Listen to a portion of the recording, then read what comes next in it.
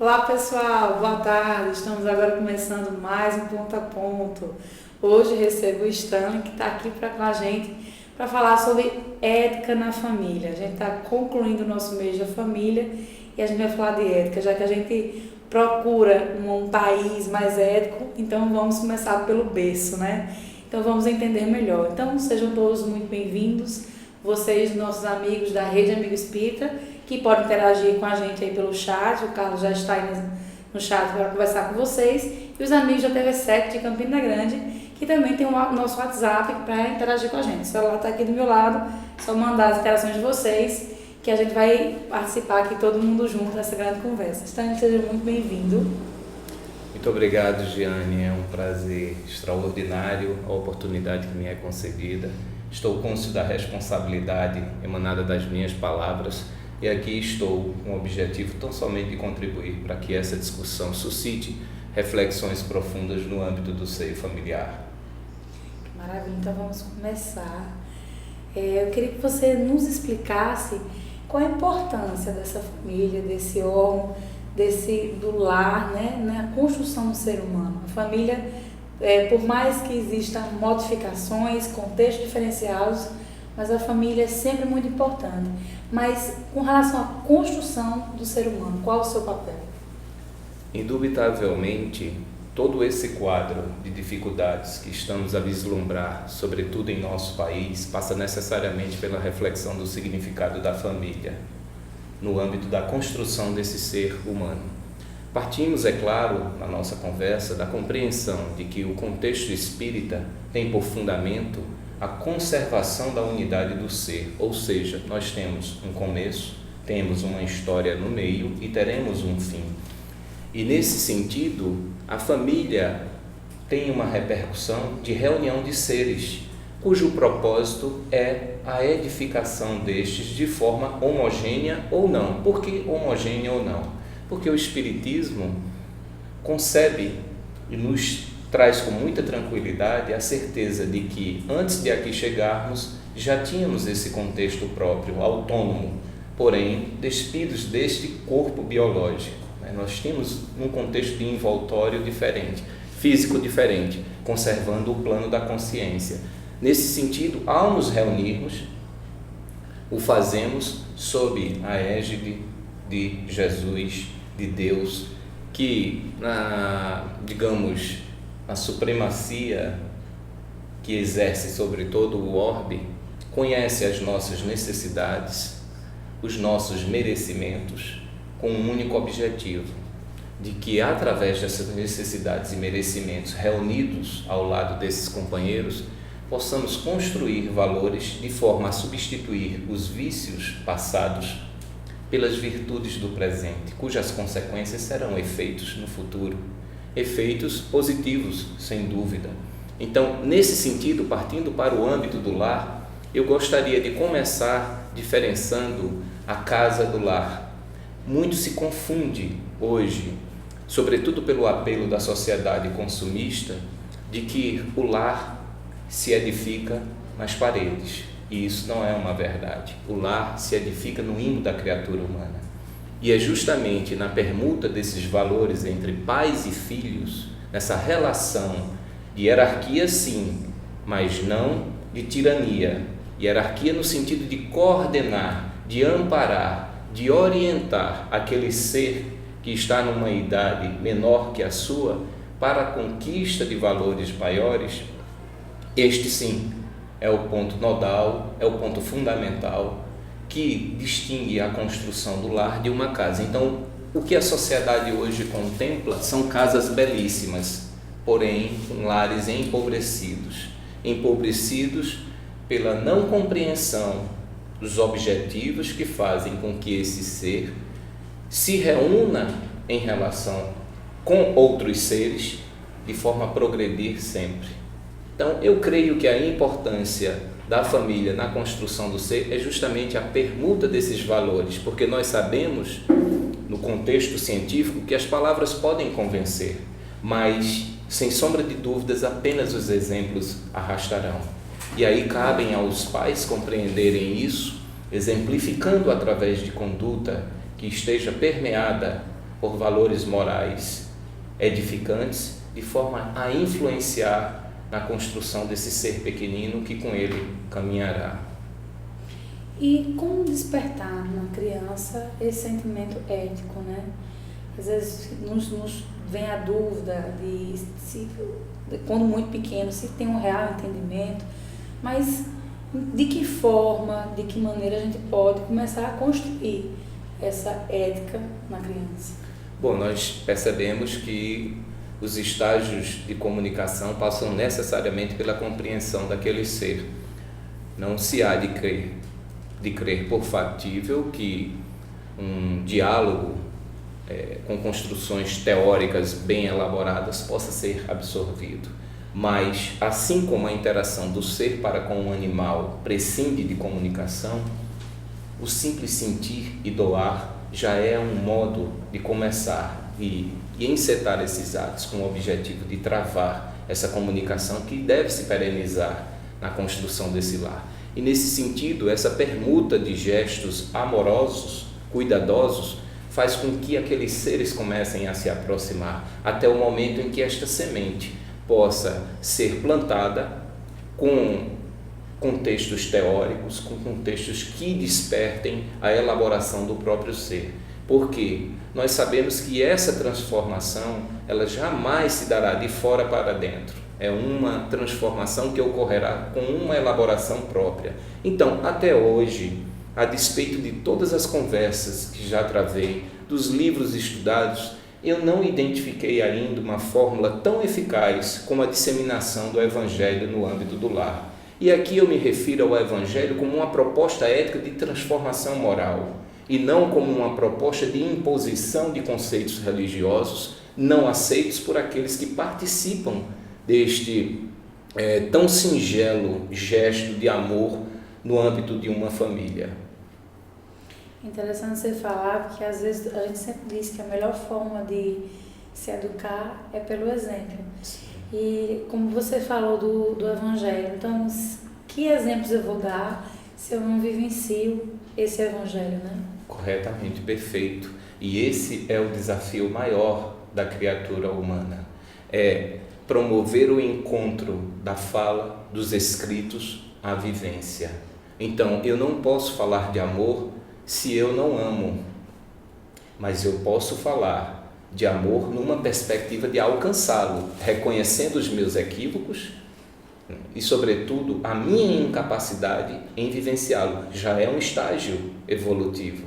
Agora, se eu insistir na prática hoje tão disseminada de falar algo e vivenciar um outro algo, certamente esse exemplo não será edificante. Esse exemplo na criança será instalado como uma verdadeira confusão, uma confusão que concorrerá para que ela entenda que é possível viver uma vida cuja dissonância se apresenta entre o discurso e a vivência no campo prático.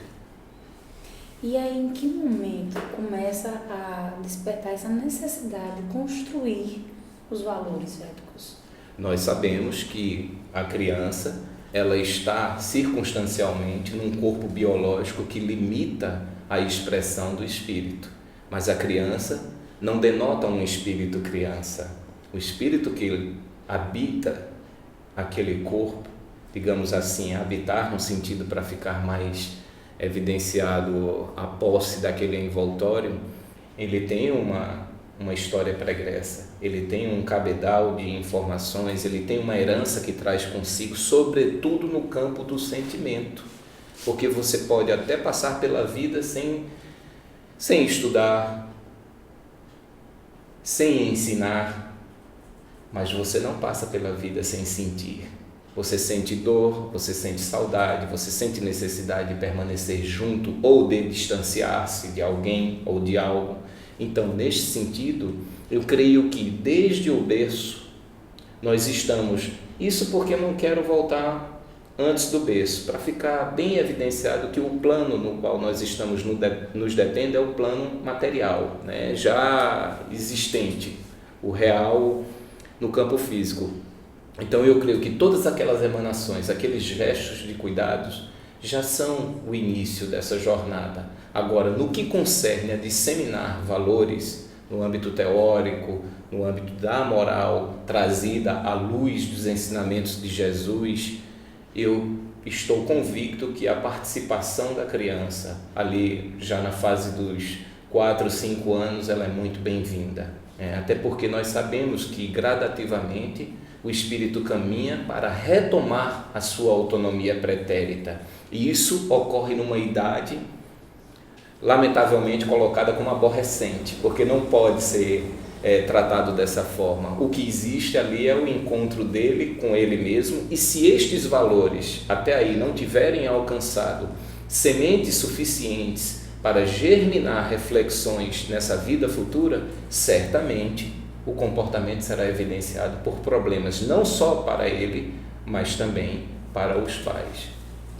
A gente observando, sempre que a gente faz perguntas com relação a essa questão do tempo correto para que as crianças... Eu acho que a melhor comparação que a gente pode fazer é daquela frase, né, que a natureza não dá saltos. Então, nós como seres dessa natureza divina, né, a gente também não... As nossas transformações também não dão salto. Então a gente vem dentro desse processo, né, totalmente abertos para uma nova vida, nova existência, novos valores que nós precisamos receber para desempenhar bem, e depois nos é dada realmente a possibilidade de escolher o que já temos conosco e o que nós recebemos. Né? Então acho que é por aí, né? Perfeito. E neste sentido a idade cronológica ela é apenas um referencial. Porque nós sabemos que existem espíritos que despertam muito mais cedo. Nós temos, por exemplo, no campo da arte, nós temos um garoto paraibano, que é o Sibelius Donato Tenório, que aos 3 anos e 11 meses não andava, não falava, não engatinhava, e de repente foi ao piano e executou de forma paradoxal uma música de Luiz Gonzaga e uma obra de Mozart. E a partir daí nunca parou de executar a sua própria arte. Mas há um ponto extraordinário nessa história, até para que nós compreendamos essa questão do nexo do espírito com a presença dele no corpo físico. É que até 3 anos e 11 meses ele não andava, não falava, não engatinhava. Então a sua mãe, que era católica, escreveu para o Francisco Cândido Xavier apenas o nome dele, pediu que lhe falasse alguma coisa sobre aquele filho. E aí o Chico responde dizendo que ela não se preocupe, que ali na realidade é a reencarnação de um compositor que andará, falará e executará a sua própria arte. Então veja, isso na década de 70, num contexto cuja comunicação era de uma dificuldade extraordinária. Até para se ter um telefone era um símbolo, era um status de riqueza. Então, o que eu quero dizer com isso é que não estabeleçamos marcos teóricos com o objetivo de dizer, olha, tem que ser agora. Não, é preciso que os pais conheçam os filhos, porque os desafios nascem justamente desse conhecimento. Onde é que está fulcrada a proposta ética espírita? No conhecimento das más inclinações, a fim de com elas interagir, semeando uma nova proposta, concedendo uma oportunidade de transformação àquele que é o único responsável em abraçar ou não os novos valores. Aos pais cabem essa missão. Hoje, o grande equívoco é acreditar que o pai é capaz de mudar um filho. Não existe. É impossível. Um pai pode facilitar essa transformação, mas mudar jamais. E aí nós nos deparamos com paradoxos interessantes. Por exemplo, lares espíritas com 3, 4 filhos, um dos quais absolutamente distante dos valores espíritas, distante da participação em eventos como o Evangelho no Lar, Ora, e é este ser diferente que deve ser execrado por tal comportamento? Ou será que não é este ser, por estar diferente, que reclama a reflexão, inclusive dos pais que estão ali, na compreensão de que a humildade é o gesto maior da criatura humana? Então, quando alguém acredita dispor de meios de transformar outrem, a humildade certamente está distante dele. Às vezes por puerilidade, às vezes por ignorância, mas certamente está instalado um contexto no qual a humildade não está presente. Eu acho que, dando sequência aqui, temos uma pergunta que diz o seguinte: qual a consequência espiritual para aquele que abandona a educação dos filhos, priorizando seus prazeres, ou seja, alguém que esquece que precisa educar os filhos? Esta é uma tragédia usualmente verificada. Nós estamos falando de crianças como se o adulto estivesse emancipado e também não fosse uma criança. E no adulto nós identificamos também os equívocos inerentes a uma criança, como por exemplo, por qual razão eu assumo um matrimônio com uma perspectiva de planejar uma família espontaneamente, eu estou falando voluntariamente, e em seguida me descubro despido de sentimento em relação não só ao cônjuge, mas em relação ao filho, e resolvo adotar uma vida, retomar uma vida como se solteiro fosse. O que é que faz com que o ser pense e passe a agir assim, senão o vazio existencial? Daí a importância de nos remetermos ao que falamos no início. Se nós temos lastros para construir esse amor, que é um amor divino, nós somos criaturas divinas, nós não podemos esquecer isso, salvo se estivermos tratando de uma filosofia nihilista, que não conceba nem o antes e nem o depois, e que é hoje, dado o contexto de informação disseminado, algo absolutamente difícil de compreender, porque a própria diversidade biológica já reclama uma reflexão, e quando essa diversidade biológica adentra a esfera do campo neuropsíquico, cada um com suas tendências, na sua formação, na sua forma de agir, isso se torna uma reflexão ainda mais profunda. Agora, como estamos falando de consequências, que foi este o foco da pergunta, é preciso que nós façamos uma reflexão à luz do que está exposto no Evangelho segundo o Espiritismo. Lá, Jesus transmite a informação de que aos pais que tenham diligenciado, que tenham amado, que tenham se debruçado, que tenham vivenciado com todo o seu amor tudo o que era possível para ajudar na transformação do filho, e mesmo assim não conseguiu, não há razão para entrar em polvorosa, porque a missão foi bem cumprida. Invertamos isso e a resposta está dada. As consequências nós sabemos. Serão desastrosas para o mundo existencial do adulto e desastrosas no campo espiritual, porque este reencontro que foi proporcionado se dará certamente em uma situação adversa e muito mais dolorosa. Então, é preciso compreender que a vida é perene, e sendo perene, não há razão para desejar-se queimar etapas ou simplesmente negligenciar etapas. Para o adulto, em relação à criança, um único dever: amá-lo incondicionalmente. Amá-lo, ainda que a repercussão desse amor não seja amor na direção do adulto, porque se estivermos analogicamente subindo uma escada, perceberemos que é muito mais fácil para quem está um degrau acima estender a mão e fazer com que o outro suba do que o inverso. Quem está embaixo, se pegar a mão, vai trazer o outro para baixo. Então é muito mais simples você virar e dizer: vem comigo, caminha comigo. A proposta é essa.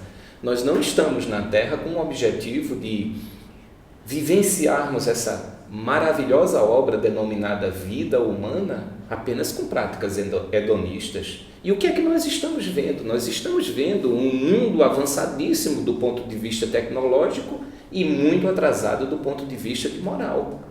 E nesse contexto, essa moralidade é que, uma vez ausente no âmbito dos lares, está fazendo com que os adultos se distanciem das obrigações assumidas, querendo retomar uma vida de gozo pleno apenas com relação a si mesmo e nada em relação ao outrem. E os quadros são desesperadores, porque, paradoxalmente também, nós nunca tivemos tantas opções de lazer e nunca tivemos tanta depressão, tanto suicídio. Verdade. Nós temos mais uma pergunta. A Bernadette Pereira Mendes diz o seguinte: a importância da família é base de tudo. No caso, um comentário, né? Ouso a dizer que é mais importante, pois é a base do início do nosso trabalho com o próximo. Verdade, né? É o nosso próximo mais próximo, a família, né? Perfeito, perfeito. Impossível você vivenciar o amor no âmbito externo quando você não é capaz de vivenciá-lo no âmbito interno. E o recôndito do lar é, por excelência, o ambiente no qual você vai exercer esse amor. Se você não é capaz de amar ao próximo que está próximo, como é que você vai amar o próximo que está distante? E nesse sentido, eu reflito muito sobre o que o Sol de Assis trazia como mensagem, Francisco de Assis. E nós, na realidade, necessitamos aprender a amar o amor. E o amor, na sua forma mais sublime, ele é construído no âmbito do lar. Porque aquele que ama no âmbito do lar, ele é capaz de amar ao seu próximo como a si mesmo e a Deus, porque já ama Jesus também. Este é um ensinamento basilar para que nós compreendamos isso. Eu não estou aqui querendo dizer que só ama quem é cristão, de forma alguma, mas o referencial estabelecido é a doutrina espírita. E a doutrina espírita nos apresenta Jesus como um modelo de conduta comportamental que deve ser seguido por ser o modelo supremo para nós.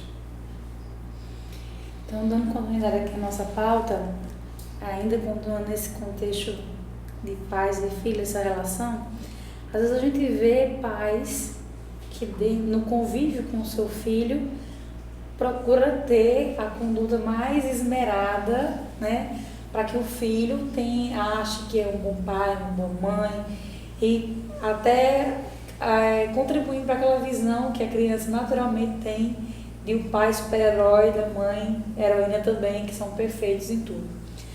Mas, em um outro contexto, os pais têm outro tipo de conduta, outro tipo de postura. Então, assim, na frente dos filhos, uma coisa, longe dos filhos, outra coisa. Então, tem, digamos, duas personalidades aí, né? É aquela coisa, não, meu filho não pode saber que eu faço determinada coisa, porque senão ele pode achar que eu não sou a mãe perfeita ou o pai perfeito. Então, como a gente pode avaliar essa situação desses pais que se esforçam para manter duas personalidades para que a aparência dos filhos eles sejam perfeitos? Bom, é uma questão bastante interessante, sobretudo pelo que estamos a contemplar.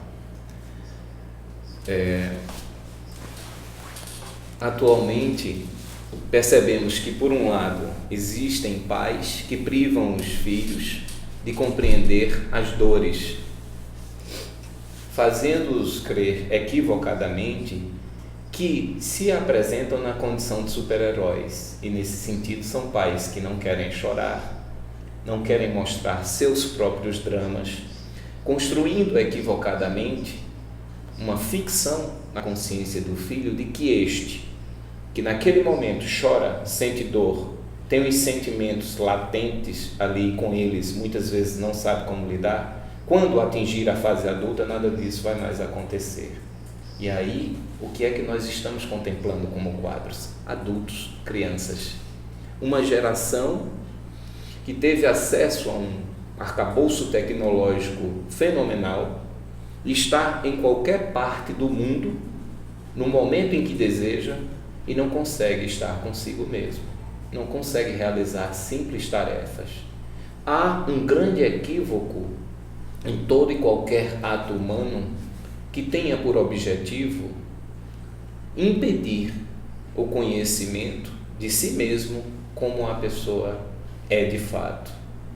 O que nós percebemos é que esse equívoco, sem que estivesse de forma tão ostensiva como está hoje, que esse equívoco fosse disseminado no âmbito da família e chegasse à sociedade na forma de uma música muito tranquila. E hoje o que é que nós observamos? A dissonância entre o discurso e a vivência. E se antes a preocupação era não deixar o filho saber que eu, enquanto pai, sentia dor, hoje é tentar não fazer com que o filho perceba que, além de sentir dor, eu tenho a prática ilícita como algo usual na minha vida.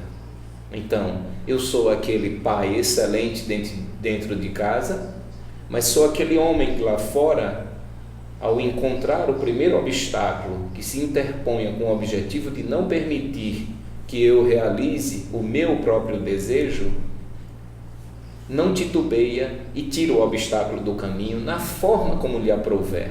Então, o que é que nós temos de consequência? Nós temos hoje uma violência disseminada de forma absolutamente natural. Nós estamos convivendo com essa violência acreditando que é assim, com propostas absolutamente equivocadas num país que passa a sua maior crise moral. Porque não é crível que nós imputemos a responsabilidade pelos delitos àqueles que sequer estão com sua consciência desperta. E não em vão nós tivemos há pouco tempo, como tema de maior relevo nesse país, uma proposta para a redução da maioridade penal. Mas o que é que nós, enquanto pais, estamos fazendo com esses jovens? Nós estamos conferindo oportunidade para que eles reflitam e transformem as suas vidas? Ou nós estamos apenas naquele contexto de predominância do ego, saciando as nossas vontades e esquecendo o dever que foi assumido voluntariamente? Esse é um grande equívoco. Então, claro, também não é crível que um pai vá se dirigir a uma criança nos seus 5, 6, 7 anos de idade e apresentar um tratado de dramas vivenciado por ele. Isso vai gerar um trauma nessa criança. Mas, gradativamente, nós temos que interagir com esses filhos, com essas crianças, mostrando, sobretudo, que a vida é feita de realidade e não de fantasia. E, nesse sentido, o clamor imediato é o distanciamento dessa prática equivocada consumista que está consumindo a própria sociedade como consequência do consumo que já operou nas famílias. Ainda dentro desse contexto, tem outra pergunta aqui, que é o que é quando a máscara cai, né? Como a gente usa usualmente. Quando o filho percebe que o pai e a mãe não são aqueles heróis, né, que cometem erros, como você mesmo exemplificou, que tem dor, que chora, né, que se equivoca. Mas e aí? Como fazer para a gente recuperar essa confiança perdida, né? Essa credibilidade que não existe mais? Sim, nada melhor do que o exercício da humildade. E nós sabemos que para construir podemos levar uma vida, para destruir apenas alguns milésimos de segundos. Então, quando essa tragédia se apresenta, a proposta imediata a refletir é a pedagogia de Jesus. Levanta-te dos próprios escombros, renova as ideias e segue. A proposta de Jesus é extraordinária. Por quê? Porque em todos os momentos em que identificou comportamento no seio social que era tido como grave, ele não se juntou à multidão para condenar, mas pelo contrário, apresentou-se como defensor não de si mesmo, porque jamais advogou em causa própria, mas sempre em relação ao seu próximo. E suscitava reflexão, dizendo, por exemplo, atire a primeira pedra quem não tem pecados. Mas ao término, com o esvaziamento da multidão, vinha a pedagogia do ressurgimento dos escombros. Vai e não pequeis mais. Então a proposta é essa: sejamos humildes e compreendamos que na condição humana a única coisa que nos existe que existe no nosso contexto como certo é a falibilidade. Nós somos projetos inacabados, como tão bem disse o pedagogo Paulo Freire. O ser humano é um projeto inacabado e nessa condição ele tem que estar se construindo permanentemente e não adentrar a esfera do desculpismo, como bem pontificou André Luiz em Missionários da Luz, quando diz: existe uma certa idade na qual as pessoas dizem para si: não, isso para mim ainda não é o momento porque eu sou jovem.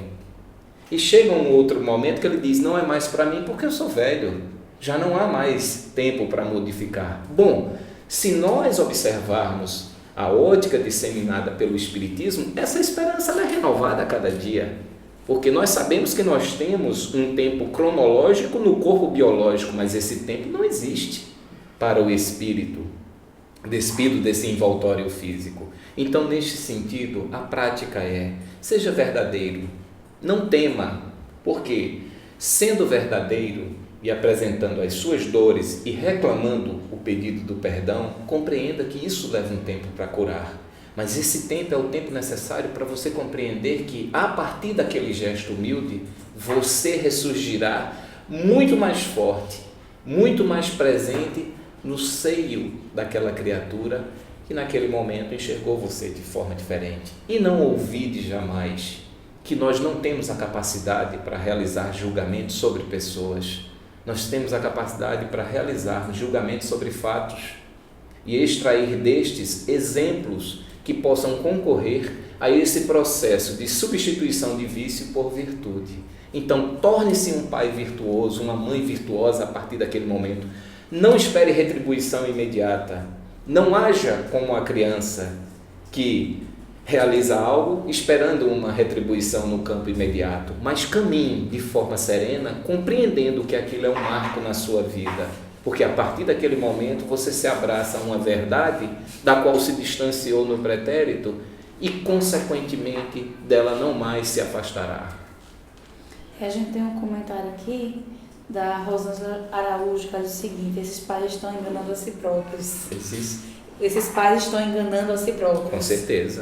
Com certeza, perfeito. E a Bernadette Pereira diz o seguinte também: tudo começa em nosso lar. Exemplo, amor, companheirismo, e com tudo isso ainda corremos riscos. E ela faz a pergunta: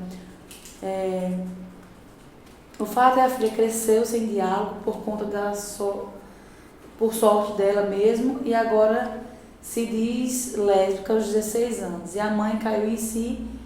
Aí está perguntando o que faltou, será que poderia ser diferente?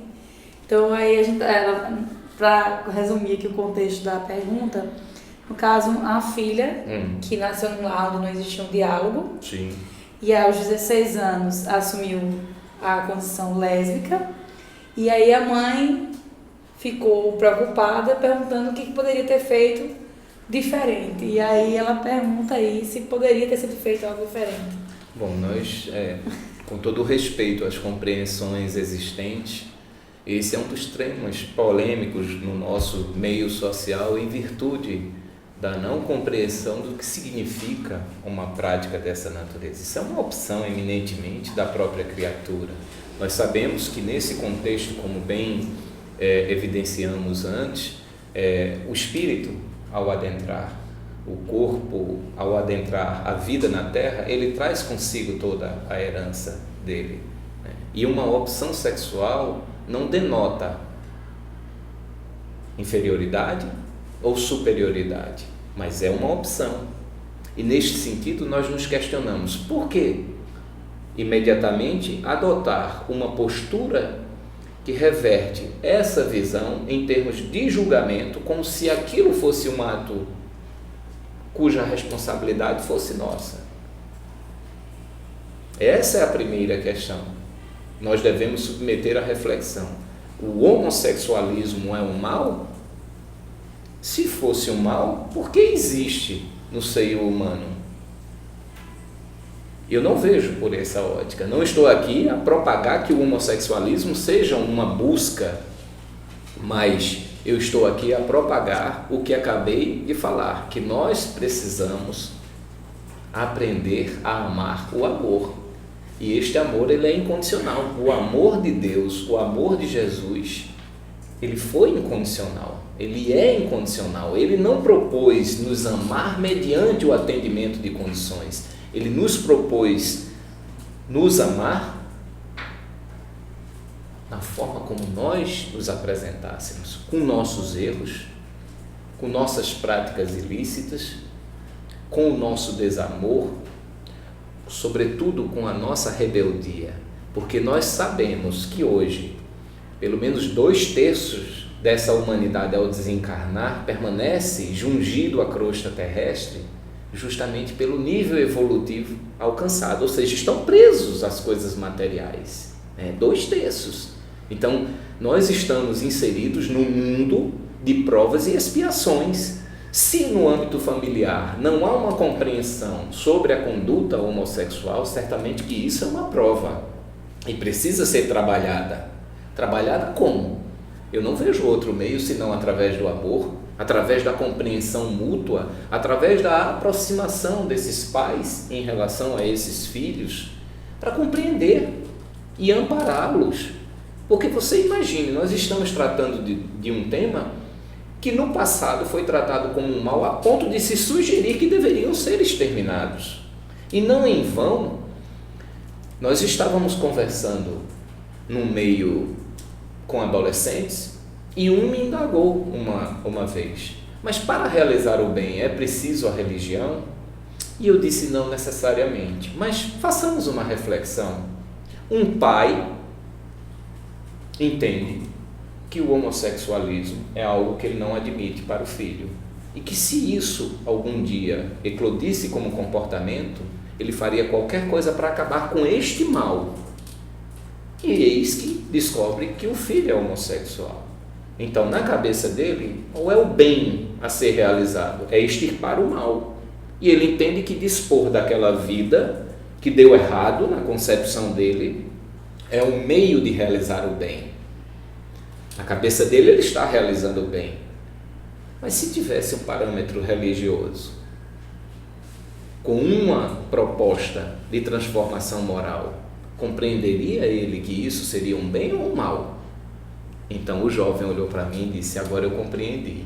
Porque é que eu tenho que ter parâmetro religioso para realizar as minhas opções? Ou seja, o que ele estava dizendo naquele momento era: se você tem um parâmetro religioso aqui, no caso, a doutrina espírita, propagando o amor, suscitando reflexões na direção do amor, e dizendo que você não é responsável pela vida de outrem, você imediatamente elide essa questão, você acaba com esse problema e trata de encontrar-se com esse filho que se encontra nessa opção e crescer junto com ele, porque isso até às vezes pode ser uma opção circunstancial, mas é uma opção que diz respeito exclusivamente àquele ser, não a você, exceto quando você permite que permeado esteja pelo preconceito, porque essa questão ela está muito mais vinculada ao nosso preconceito do que à nossa compreensão. A proposta é: amai-vos uns aos outros como eu vos amei, e a Deus sobre todas as coisas.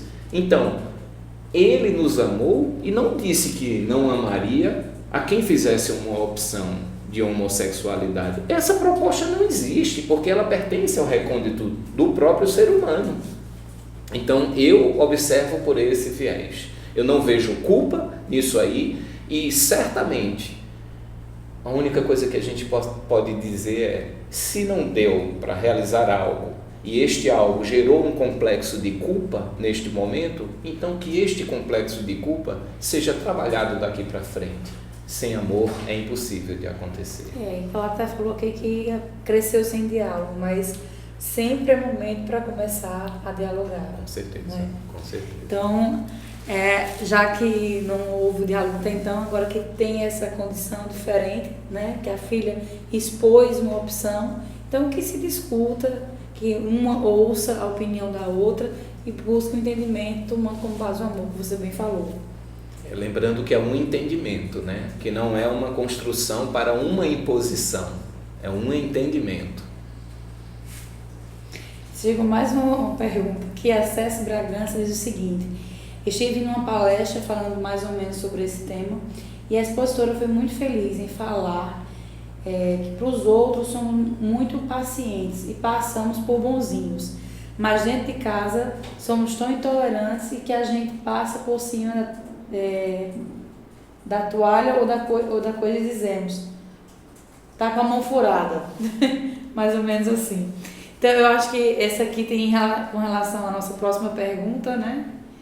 Que o Carlos vai adiantando para suscitar as discussões. A minha próxima pergunta é com relação ainda àquela questão das múltiplas personalidades e que às vezes a gente vai se adequando aos ambientes. No trabalho eu tenho uma postura, dentro de casa eu tenho outra, no meu ambiente religioso eu tenho outra.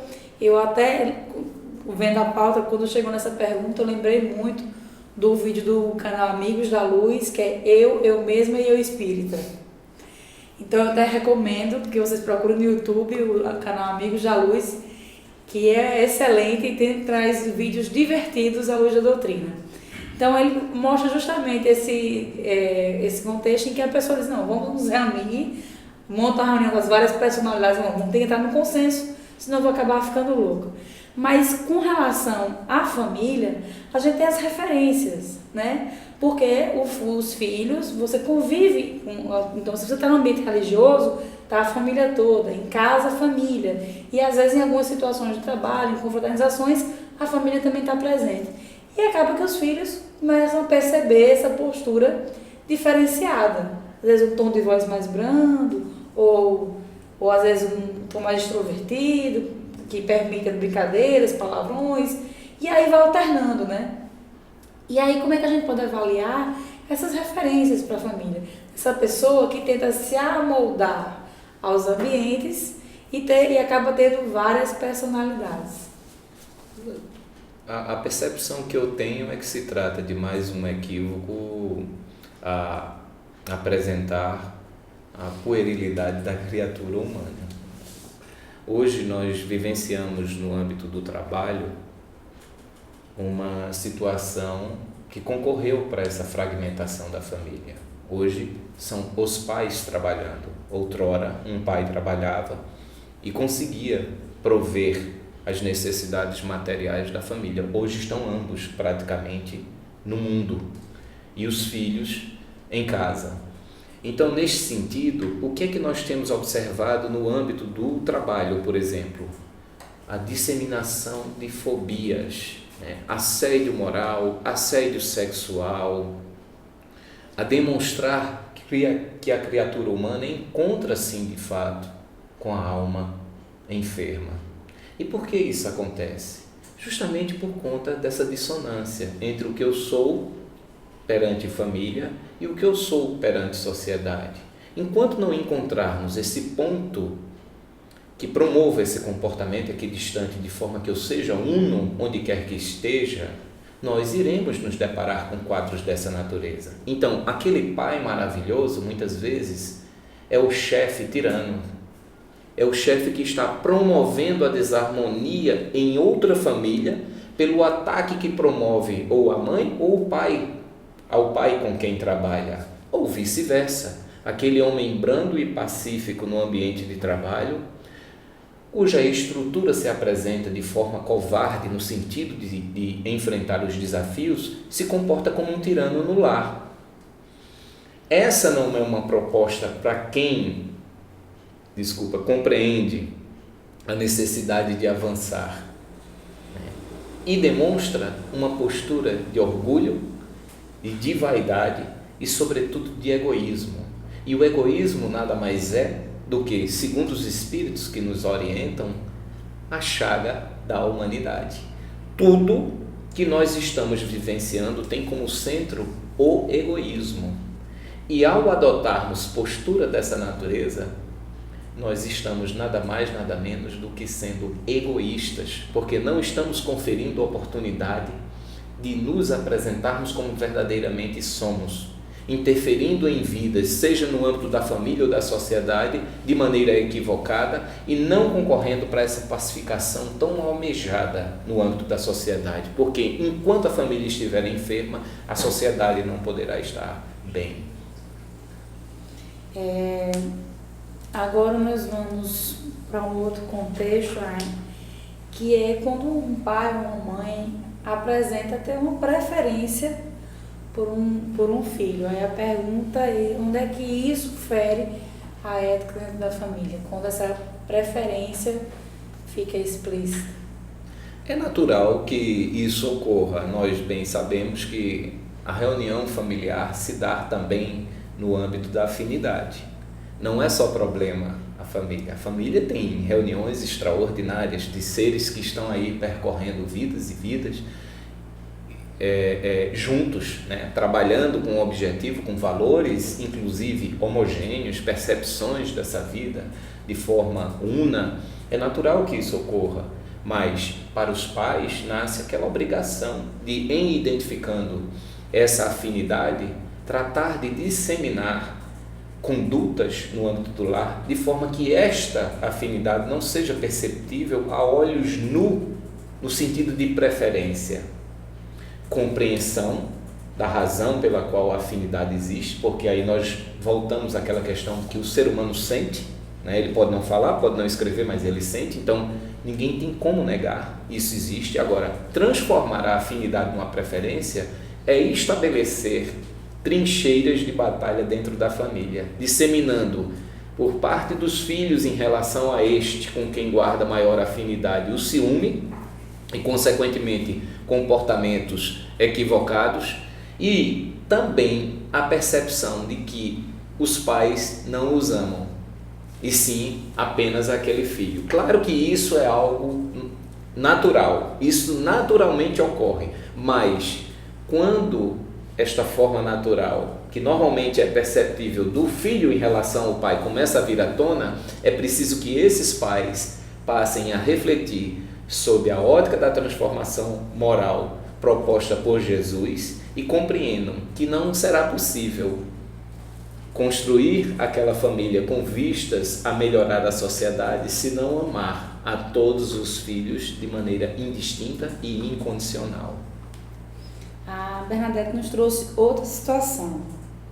Ela colocou o seguinte: uma filha onde o pai deu o melhor se apaixonou por um rapaz que já tem um filho. O pai proíbe o relacionamento, mesmo sabendo que a filha gosta muito do rapaz. E por respeito, ela deixa o namorado, né? E aí ela pergunta: o que dizer a esse pai? Bom, eu creio que para o pai a situação está resolvida, né? Agora o problema é o que dizer para essa filha que vai carregar consigo este conflito, né? E talvez não consiga sequer resolvê-lo no decurso do seu caminhar, né? Aquela semente permaneça ali a reclamar aquela relação. Nós sabemos que, em tese, pelo menos do ponto de vista imediato, os pais desejam o melhor para os seus filhos. E justamente por alcançarem uma vida adulta cercada por experiências que denotam dores, lágrimas, tristeza, estes se acreditam como imbuídos de um propósito divino de não permitir que isso aconteça aos seus filhos. E é um ledo engano. Nós sabemos que só a experiência vivenciada será capaz de edificar o ser humano.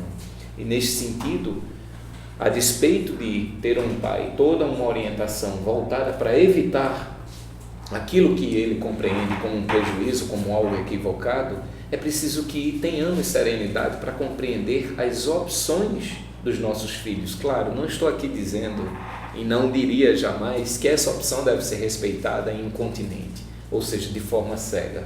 É preciso compreender quem é aquele ser com quem a filha está a se relacionar, porque a fase adulta pode, de fato, trazer tragédias pela inexperiência daquele filho, né? Mas também pode trazer benefícios extraordinários. Então, é preciso monitorar, é preciso conferir liberdade vigiando, mas não impedindo simplesmente, sem que a própria pessoa que está submetida àquela proibição compreenda aquela experiência como desnecessária para si, porquanto circundada por dores, né, cujo objetivo é tão somente ser evitadas pelos pais. Esse é um entendimento natural. Claro que essa é uma questão complexa e que só a vivência dos pais e dos filhos evidenciarão quais são as medidas a serem adotadas. Nós temos situações, temos exemplos nos quais uma relação vivenciada nesses termos poderiam redundar em felicidade, mas também temos o inverso. Como fazermos a opção? Temos que vivenciar, temos que estar próximos, temos que identificar quem são aqueles seres com os quais os nossos filhos se relacionam, antes que a opção seja adotada e irremediável esteja a situação. E aí a gente chega em uma pergunta polêmica. É antiético preferir os amigos à família? Porque às vezes você não tem tanta afinidade com seus familiares. E tem amigos que são verdadeiras famílias para vocês. Então, fica aquela dúvida, mas eu prefiro aquela minha amiga do que aquela minha irmã. A minha tia, que é amiga da minha mãe, mas eu considero uma tia, às vezes parece ser mais minha mãe do que minha própria mãe. E às vezes a pessoa fica nesse conflito achando que está errada. Então, afinal, ou é antiético essas preferências? Eu não creio que seja possível observarmos pelo plano da antiética. Eu creio que a pluralidade existencial já denota que ocorrerão encontros e desencontros e também os reencontros nesse nosso caminhar. E nós não podemos impor a um ser humano que conviva estritamente com o outro tão somente pelo vínculo biológico, a consanguinidade. Isso é algo impossível de ocorrer. Claro que o desejável como um patamar mínimo de urbanidade para se viver bem no âmbito familiar é o respeito ao próximo. Se não é possível amá-lo a ponto de desejar a sua presença ao meu lado, que pelo menos eu respeite as nossas diferenças e construa a tolerância para com estas, a fim de não tornar o ambiente do lar numa praça de guerra. Afinal de contas, o propósito da reunião é a construção para o amor. E não se constrói com ira, não se constrói com desprezo. Então, eu não vejo pelo campo da antiética, eu vejo sim pelo campo da afinidade a demonstrar justamente a pluralidade existencial, ou seja, são almas afins que se buscam, se acham e que sentem completude na convivência. E muitas vezes essa é uma situação que não ocorre no âmbito do próprio lar, porque nós sabemos que existem relações de provas ali dentro, às vezes relações desafiadoras. Porque não é uma prova tão simples, é uma prova dura, árdua de ser vivida, mas reconhecidamente todo aquele que é capaz de atravessar períodos de dificuldades, fortalecendo o seu espírito numa fé construída de forma racional, eu não conheci ninguém que olhasse para trás e tenha dito, não valeu a pena. A resposta é sempre a mesma, valeu a pena. Então, nós temos que compreender essas diferenças, compreender a razão da existência da simpatia, da afinidade ou não, do distanciamento, até porque repulsão é uma lei da física também. Agora, nós não podemos adotar esse comportamento identificado como fundamento para nos comportarmos de forma egoísta, ou seja, nos distanciando daquele por não guardarmos afinidade. Afinal de contas, o desafio maior aí é construa a afinidade a partir de agora. Se não é possível no todo, construa em percentuais gradativamente, porque como você bem falou, a natureza não dá saltos. Por qual razão nos apressar? É preciso refletir, agora é preciso viver. O que nos falta hoje é viver. Nós já não conseguimos andar a pé, nós não conseguimos caminhar em praças, nós estamos revestidos por um manto de medo. E este medo adentrou o lar. Este medo está fazendo com que cada um fique no seu próprio quarto, vinculado a uma televisão, cuja proposta é absolutamente equivocada. O que nós temos hoje na televisão de forma construtiva, eu não consigo elaborar programas que eu possa aqui apresentá-los e dizer, este é um programa que todos os dias está disponibilizado na televisão da minha casa e que eu entendo que meus filhos devem assistir. Se é jornal, é violência, tragédia o tempo todo. Se são novelas, são retratos de fatos sociais sendo disseminados para pessoas indiscriminadamente. Então, o adulto e o adolescente e a criança têm acesso com a mesma facilidade a essa mensagem. Como processar isso na cabeça deles? Né? Então, o que nós percebemos é que o domingo no parque entre pais e filhos não existe. Nós estamos carentes de vida. Esse é o nosso maior problema hoje. Como viver? Né? Hoje os nossos filhos chegam e até enxergamos paradoxalmente a inversão da tirania que outrora era exercida pelos pais, hoje muitas vezes é exercida pelos filhos, que chegam condicionando, eu quero o celular tal, eu quero o carro tal. Viagem ao exterior hoje tornou-se uma coisa banal. E o endividamento dessa família, será que não traz repercussão para o relacionamento no âmbito desse lar? Este pai estressado, essa mãe estressada com tantas obrigações a cumprir em virtude do sonho que o filho tinha e que foi concretizado e que imediatamente se tornou um pesadelo? Porque nós sabemos, é comum. O meu sonho é ir para a Disney. E quando chega, ao abraçar o pai e a mãe no aeroporto, e o pai pergunta, como foi sua viagem? Ela diz, papai, para o ano eu quero ir para a Europa. Como é possível viver desse jeito? Né? E qual é a proposta veiculada pela TV? É justamente essa, que tudo é possível. Por quê? Porque as melhores imagens, tanto de seres como de lugares, estão ali na sua casa, graciosamente. E outra coisa, substituindo a sua ausência, porque enquanto você está laborando para cumprir tais obrigações, a televisão está tomando conta dos seus filhos. Então, muito cuidado, porque a televisão, a despeito de ser, em tese, um objeto que pode unir, sectariza de forma extraordinária a família. Basta que cada um tenha a sua própria televisão e este comportamento restará evidenciado. A gente está chegando ao finalzinho aqui, para a gente finalizar a nossa pauta. A última pergunta é, será que a gente não está deixando em falta a nossa ética com Deus? Porque, como você mesmo frisou várias vezes, Jesus nos disse amar a Deus sobre todas as coisas e ao próximo como a ti mesmo. E muitas vezes a gente não suporta olhar para o próximo. A presença desse próximo nos incomoda, nos perturba, nos transtorna, nos enche de ira. E aí, onde está a nossa ética com Deus? Bom, aí é mais uma opção equivocada humana. Lamentavelmente, o que temos visto são discursos bem elaborados, sobretudo no âmbito da academia, que tenta demonstrar que não há junção entre ciência e espiritualidade, que são coisas que não se comunicam, um grande equívoco. Essa tragédia humana, ela vem sendo cultivada de maneira equivocada e insidiosamente, né? É a disseminação desse discurso, enquanto jovem, enquanto pungente no seu corpo biológico, eu posso tudo, em seguida eu nada posso, e nada posso no sentido sequer de transformar-me.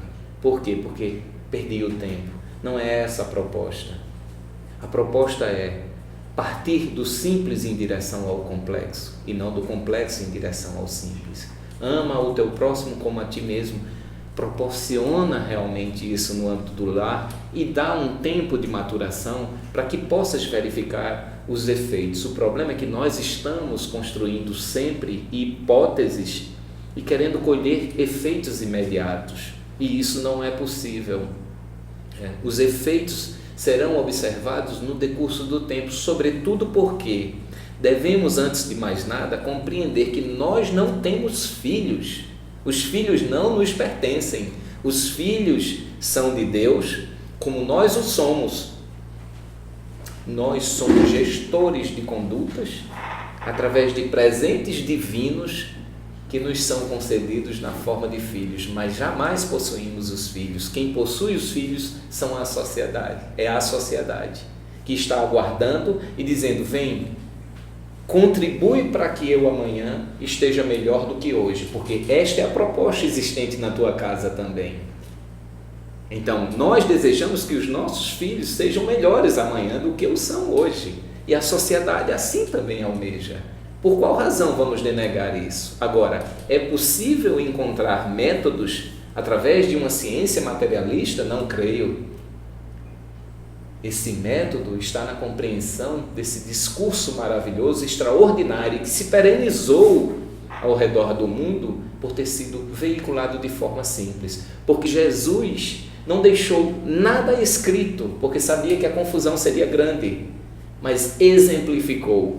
E ao exemplificar, não adotou nenhuma conduta que denotasse convivência pretérita no meio científico. Esteve sempre entre os pobres e necessitados, sem discriminar aqueles tidos por ricos, que é outro grande equívoco no nosso meio social. Ou seja, é preciso romper com essa era das extremidades. Nós somos todos iguais, semelhantes e permeados por essa luz divina que nos estimula a edificar o espírito, porque nós temos na consciência a certeza de que Deus existe. Alguns gostam de se apresentar de forma, digamos, bombástica, trazendo conceitos que tentam modificar essa percepção, mas ninguém pode evitar que a consciência fale com aquele que a detém. A consciência é o único meio de comunicação que acorda e dorme com você, porque você pode fazer a opção pelo equívoco, mas se a sua consciência tiver a percepção de que aquilo é equivocado, você vai dormir sabendo que cometeu o equívoco. Então a proposta é simplicidade, amor, ainda que seja na forma como você contempla, mas busque o esclarecimento, busque aproximar-se da família, busque compreender que o consumo é efêmero, mas a vida não. Busque compreender que sobre o tempo nenhum domínio temos, sobre a saúde muito menos, porque em um determinado instante podemos, tá aí um exemplo no âmbito desportista, no âmbito esportivo, no meio esportivo, o corredor tão aplaudido, Michael Schumacher, que sai com a família para esquiar e num tombo não tem a vida biológica mais normal que tinha. Padece em um leito, creio que hoje no âmbito residencial, aguardando por uma melhora que possa ocorrer ou não. Ou seja, essa proposta do inusitado é o que se torna fascinante na vida do ser humano. Por quê? Porque faz com que você compreenda essa proposta ética familiar como o único dever a ser observado, porque o resto será a consequência desse dever bem desincumbido.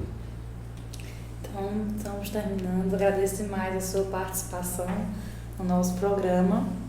Mandar os abraços aqui para Cécia Bragança, Maria das Graças Alexandre, Bernadette Pereira Mendes e Patrícia Araújo, que participaram aqui conosco no nosso bate-papo. Agradecer a todos os amigos da TV7 também e convidá-los para estarem conosco próximo domingo, mais um ponto a ponto, onde receberemos Yara Machado para falar sobre a ditadura da beleza.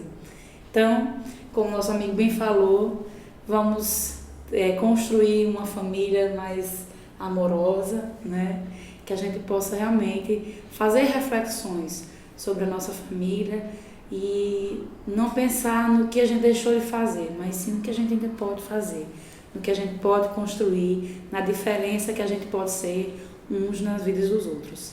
Então, ficamos na paz de Deus e até domingo que vem.